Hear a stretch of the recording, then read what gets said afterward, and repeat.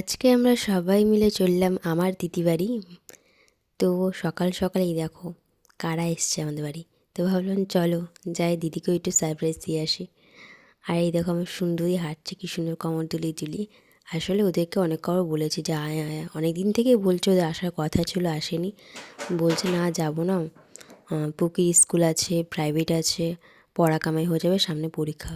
তাই আর আমি বেশি জোর করিনি, যেহেতু সামনে পরীক্ষা।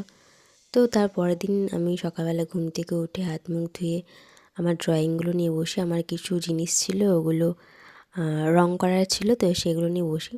তারপরে দেখি এরা ঢুকছে আস্তে আস্তে, বলছে কিরে কেমন লাগলো বল। তারপর যা খুশি হয়েছি। তারপর সোনা বলছে চলো না ভাইকে দেখে আসি। তাই বললাম তাহলে বস, তোরা দুপুরবেলা খাওয়া দাওয়া কর, তারপরে আমরা বিকাল দিকে বেরোবো, বিকাল বিকাল।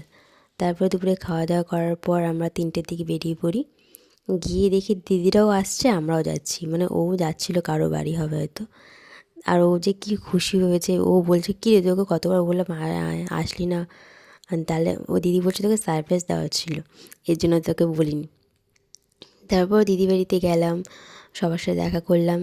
পুকলুকে চকলেট দেওয়া হয়েছিল যাতে পুকলু তাড়াতাড়ি আমাদের সাথে মিশে যায়, আমাদের সাথে বলতে দিদিদের সাথে। তারপর ওদের বাড়ির আশপাশটা একটু ঘুরে দেখলাম, বাগানগুলো, তারপর পুকুর পাড়, তারপর ওখানে আশেপাশে যা যা ছিল, মানে দিদিদেরকে দেখানো হলো। তারপর একটু সন্ধ্যে সন্ধ্যে নেমে আসছে, আমরা তাই ঘরে চলে আসি। এসে দেখো আমাদের পাপাইয়ের কী দুষ্টুমি। ও একবার চেয়ারে উঠছে, একবার এদিকে দৌড়চ্ছে, একবার ওদিকে দৌড়চ্ছে, তার মধ্যে আমাদের পুকিকে পেয়েছে, ও যে কী খুশি। তারপর মা বলছে আয় তোকে একটু দুধ বিস্কুট খাইয়ে দিই। ও দুধ বিস্কুট খাবে কি, দেখো ওর কীর্তিগুলো। তার মধ্যে ওর মা নিয়ে এসছে চা, বিস্কুট, নিমকি, মিষ্টি। ও তারপর খেলা বাদ দিয়ে ওর মায়ের পিছন পিছন ঘুরছে। ও কিন্তু চা খায় খুব, মানে চা খেতে খুব পছন্দ করে, খুব ভালোবাসে। তারপর ওকেও চা দেওয়া হয়েছিল। দুধ তো খেয়েছিল অল্প, তারপর চাও খেয়েছে, বিস্কুট খেয়েছে, নিমকি খেয়েছে আমাদের সাথে বসে বসে। আমি খাইনি, আমি চাটা বাদ দিয়ে নিমকি টিমকিগুলো খেয়েছিলাম। তারপর ও খাটে ওঠে। ওঠার পর দেখো ওর এত দুষ্টুমি। ওকে বারবার করে বারণ করছে ওরকম করিস না, পড়ে গেলে কিন্তু লাগবে।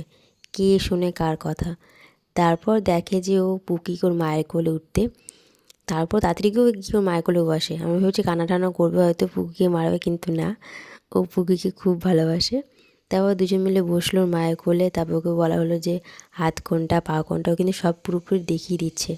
মাথায় কিন্তু বুদ্ধি হয়ে গেছে। কালকে যেহেতু কার্তিক পুজো, তো আজকে আমাদের বাড়িতে মানে দিদি বাড়িতে কার্তিক চলে আসে। জামাইবাবু বাজার করে নিয়ে আসে, সেই বাজারগুলো, বাজার বলতে কালকে পুজো যেহেতু, তো কিছু প্রসাদের আয়োজন করা হয়েছে সবাইকে দেওয়ার উদ্দেশ্যে। তো সে তার জন্যই বাজার করা হয়েছে একটু অনেক পরিমাণে। আমি, মা, জামাইবাবু সেগুলো এক এক করে ঘরে তুলে নিয়ে আসি। তারপরে আমরা কিছুক্ষণ বসে বেরিয়ে পড়ি, কারণ এখন শীতের রাত অনেকটাই তাড়াতাড়ি রাত হয়ে, মানে অন্ধকার হয়ে যায়। তারপর যাওয়ার পথে আমি আর সোনা রাস্তা দাঁড়িয়ে আছি, মা আর দিদি গিয়ে চাউমিন আর মোমো নিয়ে আসে।